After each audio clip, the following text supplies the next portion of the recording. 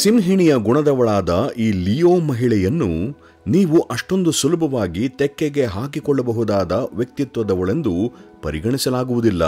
ಸಿಂಹಕ್ಕೆ ಸುಲಭವಾಗಿ ಸಿಗದ ಈಕೆ ಗುಂಪಿನಲ್ಲಿದ್ದಾಗಲೂ ತನ್ನ ಸ್ವಂತಿಕೆಯನ್ನು ಕಾಪಾಡಿಕೊಳ್ಳುತ್ತಾಳೆ.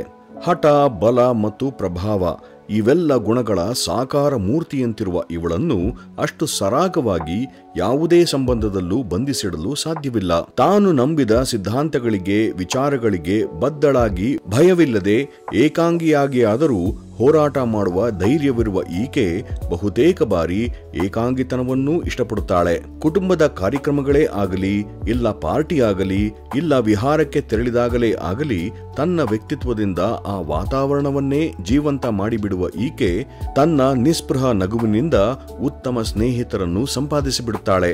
ತನ್ನ ವ್ಯಕ್ತಿತ್ವದ ಪ್ರದರ್ಶನದಿಂದ ಈಕೆ ಬೇರೆ ಮಹಿಳೆಯರಲ್ಲಿ ಒಂದಷ್ಟು ವಿಶ್ವಾಸವನ್ನು ಕುಂದಿಸಿಬಿಟ್ಟರೆ ಆಶ್ಚರ್ಯವಿಲ್ಲ. ಓರ್ವ ಸ್ವಾಭಾವಿಕ ನಾಯಕಿಯಾಗಿ ಕಂಡುಬರುವ ಈ ಲಿಯೋ ನಾರಿ ಬೇರೆಯವರಿಗೆ ಸ್ಫೂರ್ತಿಯಾಗಿ ಕಂಡುಬರುವುದು ಸಹಜ. ತನ್ನ ಜೀವನವನ್ನು ಅದು ನಡೆಸಿದಂತೆ ನಡೆದುಕೊಂಡು ಹೋಗುವ ಈ ಲಿಯೋ ವನಿತೆ ಎಂಥ ಪರಿಸ್ಥಿತಿಯಲ್ಲೂ ತನ್ನ ಆತ್ಮಗೌರವವನ್ನು ಕಳೆದುಕೊಳ್ಳಲು ಸಿದ್ಧಳಿರುವುದಿಲ್ಲ.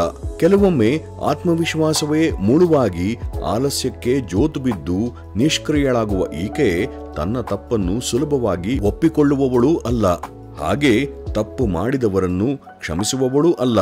ಪ್ರೀತಿ ನೀಡಿದವರಿಗೆ ನಿಷ್ಠಳಾಗಿರುವ ಈಕೆ ತನಗೆ ಆದರ ಮತ್ತು ಕಾಳಜಿ ತೋರಿದ ಪ್ರಿಯಕರನಿಗೆ ತನ್ನ ಜೀವನದ ಎಲ್ಲಾ ಸುಖ ದುಃಖಗಳನ್ನು ದಾರೆ ಎರೆದು ಅರ್ಧಾಂಗಿಯಾಗಿ ಬಿಡುತ್ತಾಳೆ.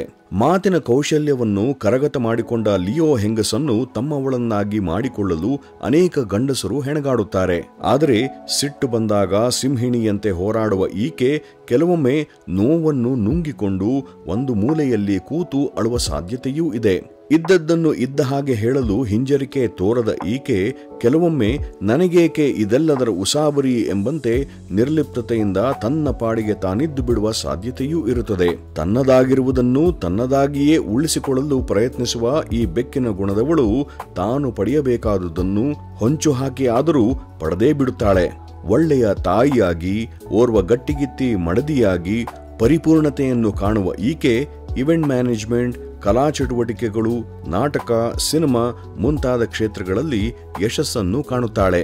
ಇನ್ನೊಬ್ಬರ ಕೈ ಕೆಳಗೆ ಕೆಲಸ ಮಾಡಲು ಅಷ್ಟೊಂದು ಸುಲಭವಾಗಿ ತಯಾರಿಲ್ಲದ ಈಕೆ ತನ್ನ ಮನೆಯ ಮಹಾರಾಣಿಯಾಗಿ ಇರಲು ಅತ್ಯುತ್ಸಾಹದಿಂದ ಸಿದ್ಧಳಾಗಿರುತ್ತಾಳೆ.